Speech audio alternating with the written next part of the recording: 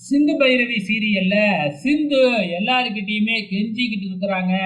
அத்தை கிட்ட சொல்லுங்க, என்னைய டாக்டரோட சேர்த்து வைக்க சொல்லுங்க, என்னால டாக்டரை விட்டு பிரிஞ்சு போக முடியாது, மன்னிச்சிருங்க மன்னிச்சிருங்க அப்படின்னு ஒவ்வொருத்தவங்களா கூப்பிட்டு கெஞ்சிக்கிட்டு இருக்கிறாங்க. தன்னோட அப்பா அம்மா அதுக்கப்புறம் பார்த்தீங்கன்னா பைரவி இந்த மாதிரி எல்லாத்துக்கிட்டையும் கெஞ்சிக்கிட்டு இருக்கிறாங்க. ஆனா எல்லாருமே சிந்துவுக்கு சப்போர்ட் பண்ணவே இல்லை. அதுக்கப்புறம் என்ன, மகா சிந்துவோட தலைமுடியை பிடிச்சி தரன்னு இழுத்துக்கிட்டு போய் வீட்டு வாசல்ல தள்ளி விட்டுறாங்க.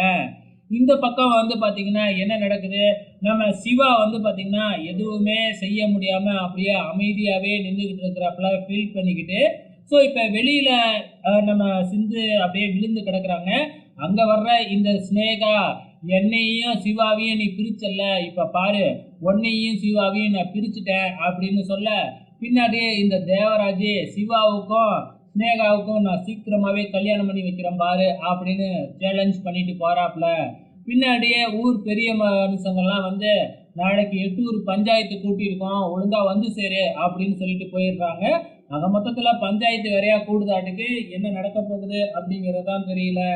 இந்த பக்கம் சிந்து போய் தன்னோட அப்பா கிட்ட கெஞ்சிக்கிட்டு இருக்கிறாங்க காட்டுல இருக்கும் பொழுது. ஆனா நீ இதுக்கப்புறம் என் மூஞ்சிலேயே முழிக்காத, அதுதான் நீ எனக்கு செய்கிற ஒரே ஒரு நல்ல காரியம் அப்படின்னு சொல்லிட்டு போயிடுறாப்ல. இதுக்கப்புறம் என்ன, சிந்து எங்கேயுமே போக முடியாது, நேரா போய் கோயில்ல உட்காந்து அழுதுகிட்டு இருக்கிறாங்க.